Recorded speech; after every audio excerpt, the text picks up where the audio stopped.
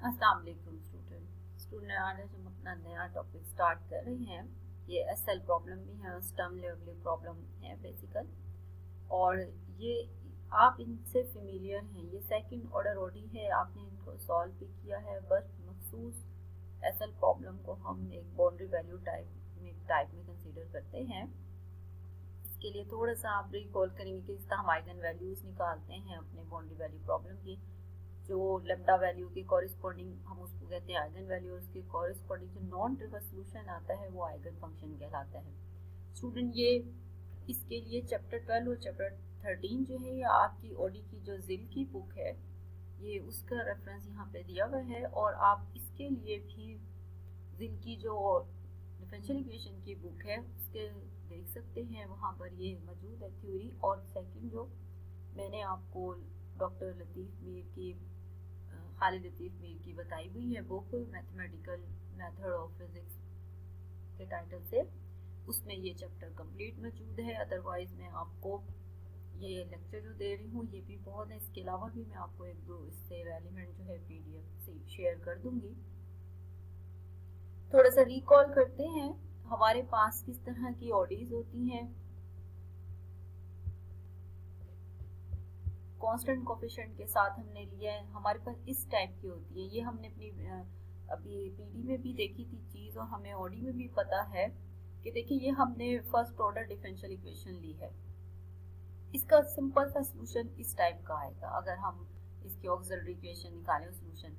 हाँ, यहाँ अगर हम अल्फा को पॉजिटिव कह दें तो जब हम इसका सॉल्यूशन ड्राइव करेंगे आपको पता है इमेजिनरी रूट्स आ जाएंगी और इस टाइप का सॉल्यूशन हो जाएगा। और अगर यहाँ पे नेगेटिव साइन लेंगे और अल्फा पॉजिटिव लेंगे तो फिर हमारे पास ये दो टाइप इस तरह की हम सॉल्यूशन फॉर्म में लिख सकते हैं। इसी तरह कोशो-ऑइलर इक्वेशन है जिसके अंदर आपको पता है जितना ऑर्डर हो और उसकी फॉर्म क्या होती है उतने ही इंडिपेंडेंट वेरिएबल की पावर मल्टीप्लाई हो रही होती है। वहाँ सब्स्टिट्यूशन मेथड लेके सॉल्यूशन निकालते हैं आपने ये ओडी में, क्योंकि इस टाइप के जस्ट हम ये रिकॉल कर रहे हैं कि सॉल्यूशन किस टाइप के आते हैं। फिर हमारे पास बेसल इक्वेशन है। अभी हमने बेसल इक्वेशन को थोड़ा सा अपने एंगल में डिस्कस भी किया था कि ये बेसल इक्वेशन हमने ऑर्डर 0 की ली हुई है। यहाँ पे है ना, ये वाली टर्म नहीं है, वैसे हमारे पास आती है ना वो, अगर हम यहाँ पे ऑर्डर ये v को रिप्रेजेंटेशन ले रहे हो v की, तो आएगी v square minus alpha square. इसका ये सॉल्यूशन अभी हमने एंगल में देखा था कि ये इसका जो जनरल सॉल्यूशन होता है किसी एक्स पॉजिटिव के लिए वो बेसल फंक्शन होते हैं और उसको हम इस फॉर्म में लिखते हैं उसके जनरल सॉल्यूशन को। फिर हमारे पास लीजेंडर इक्वेशन भी है।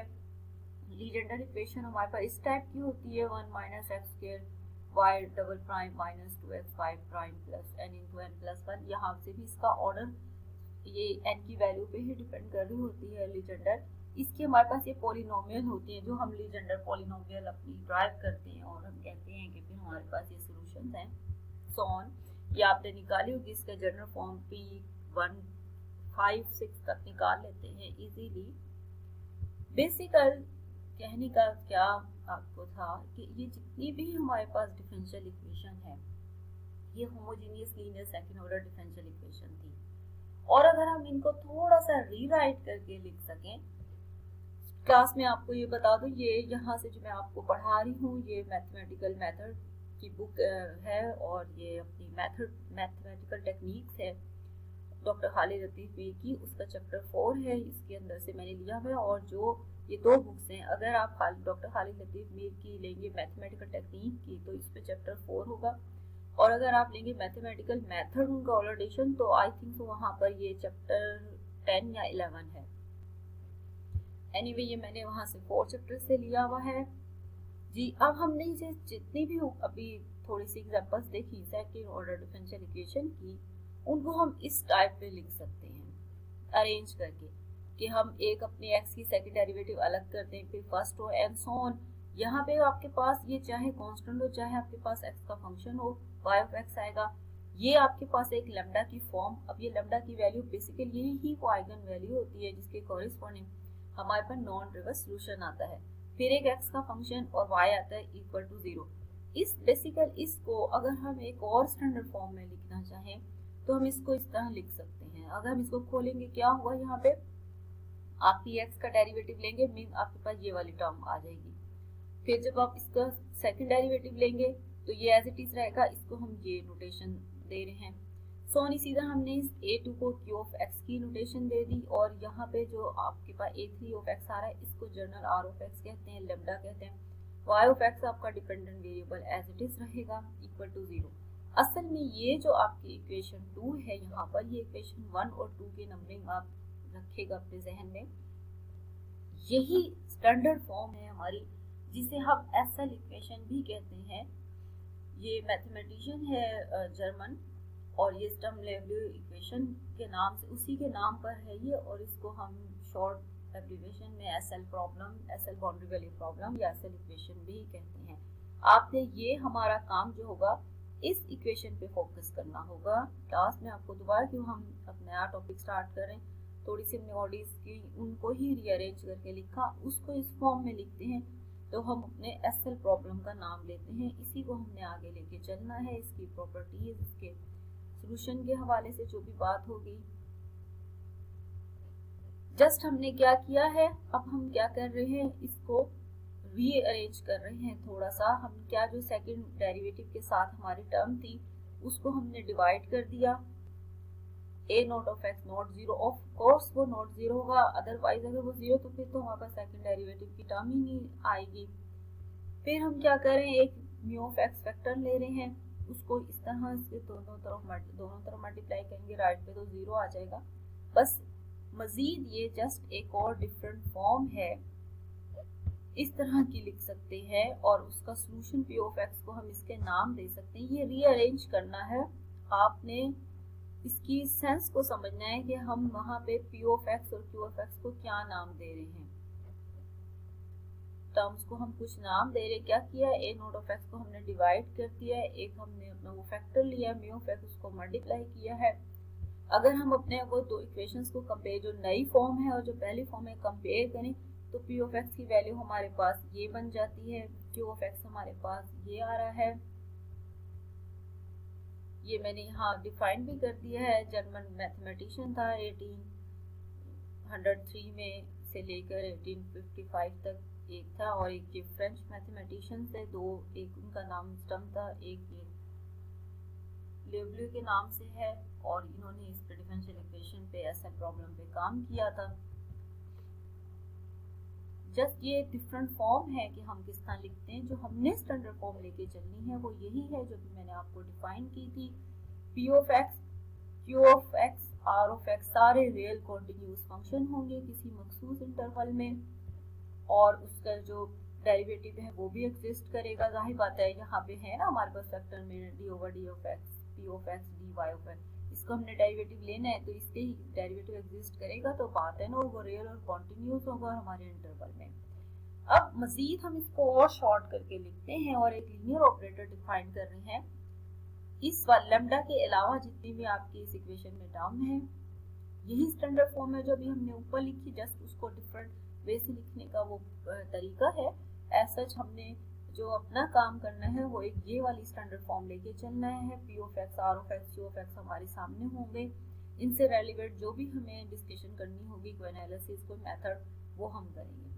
मजीद इसको शॉर्ट करके लिखने का एक और वे है कि ये जो इसकी ये टर्म है विदाउट लैम्डा, जो आइगन वैल्यू हमें डिफाइन होती है, उसको हम L का नाम दे देते हैं, और फिर हम SL प्रॉब्लम को और शॉर्ट वे में इस तरह लिख सकते हैं। बस आपके दिमाग में होना चाहिए कि आपके L किसके इक्वल है।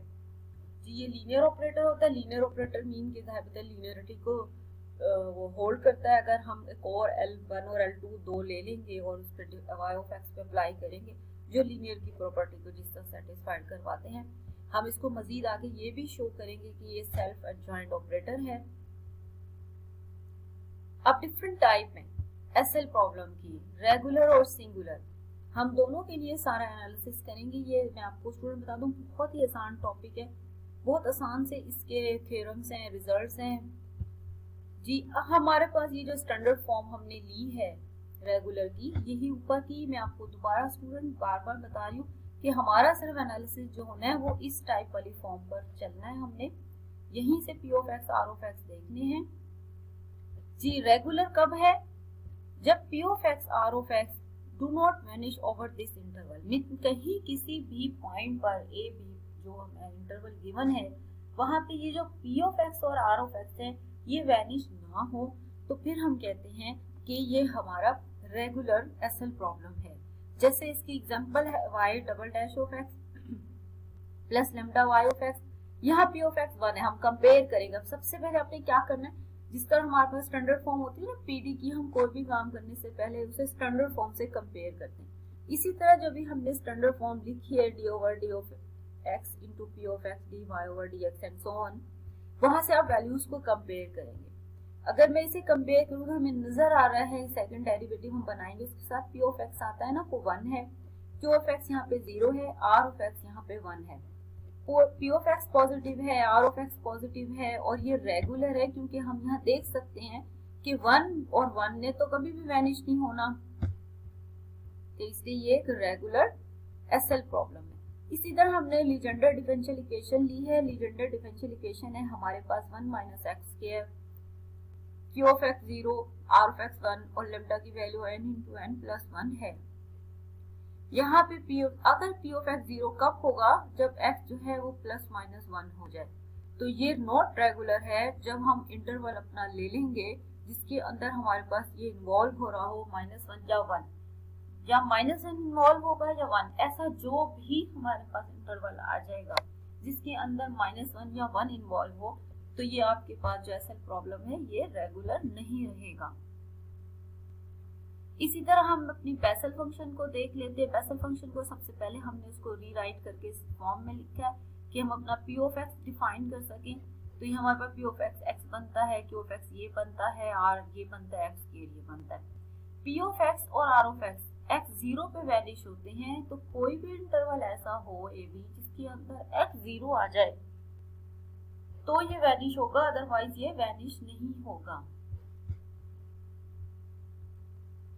जी, सिंगुलर एसएल प्रॉब्लम क्या कहलाता है? सिंगुलर एसएल प्रॉब्लम हमारे पास है कि जब p of x r of x vanish हो जाए at any point interval, the differential equation 2 and 3 हमने भी देखा कि वो सिंगुलर हैं क्योंकि वो +-1 और 0 पर दोनों वैनिश हो रहे हैं। Regular and periodic SL problem क्या है? रेगुलर पीरियोडिक एसएल प्रॉब्लम हमारे पास ये हमारे पास फंक्शन है satisfy the end point condition. जब वो एंड पॉइंट कंडीशन हमारे पास कोई सेटिस्फाइड करे, हमने कौन सी कंडीशन ले ली है, ये बेटा ये है हमारे पास y ऑफ x है, alpha 1 y of x, alpha 2 y of, ये एसएल प्रॉब्लम की एक रेगुलर स्टैंडर्ड हमारे पास दोनों जो है a और b, इसकी कंडीशन लिखने का वे है। अल्फा 1 अल्फा 2 सारे कांस्टेंट होते हैं और ये रेगुलर एसएल प्रॉब्लम जो हमारे पास सिंपल है उसको हम लिखते हैं। अब जैसे ये एग्जांपल है, ये हमने सिंपल सी ली, y a 0 है, y b 0 है, इसी तरह ये सेकंड हमारे पास है, इसको हम अल्फा बीटा की शक्ल में आसानी से लिख सकते हैं। हाँ जी, पीरियोडिक एसएल प्रॉब्लम ये हमारे पास फॉर्म थी। ये पीरियोडिक कब होगा? जब p of x, q of r of x periodic function हो of the period b minus a। और इनको मैथमेटिकल चेक करने का वे क्या है पीरियोडिक एसएल प्रॉब्लम को, कि a और b पर p ऑफ p इक्वल हो, q पर इक्वल हो और r पर इक्वल हो। जब ये सब इस तरह a और b पर अपने एंड पॉइंट्स पर सेम वैल्यूज देते हैं तो फिर हम कहते हैं कि हमारा जो एसएल प्रॉब्लम है वो पीरियोडिक है। इसी तरह फिर हमारे पास एग्जांपल्स हैं। ये हमने एक लिया second order differential equation, -pi plus pi पे इसकी वैल्यू सेम है, डेरिवेटिव पे सेम है, सो ऑन। अगर हम a माइनस पाई ले ले और b पाई ले ले तो p ऑफ x 1 है, q ऑफ x भी 1 है, 0 है और r ऑफ x 1 है, तो हम आसानी से देख सकते हैं कि वो -पाई और पाई पे सेम रहेंगे। तो स्टूडेंट ये आपने ना बेसिक सारी एग्जांपल देखनी है, आपने आपके पास पीडीएफ भी होगी। फिर ये आगे कोई बाउंड्री कंडीशन की डेफिनेशन है, ये रिकॉलिंग है कि हम कैसे न्यूमन लेते हैं, कॉशियस लेते हैं, जो कंडीशंस हम ऑडी में लेते हैं वही हमारे पास ही है। अब हमें आइगन वैल्यूज आइगन फंक्शन का पता है, डेफिनेशन में रिकॉल करवा रही हूँ जो जिसके कॉरेस्पॉन्डिंग हमारे पास जो जिसे हम पीडी में निकाल देते हैं कि किस लैम्डा के कॉरेस्पॉन्डिंग हमारे पास नॉन ट्रिवियल सॉल्यूशन आ रहा है। तो ये बेटा अपने सारी जो है प्रॉपर्टीज थोड़ी सी रिवाइज कर लीजिएगा यहीं से, और इसके आगे फिर हम डिस्कशन करें।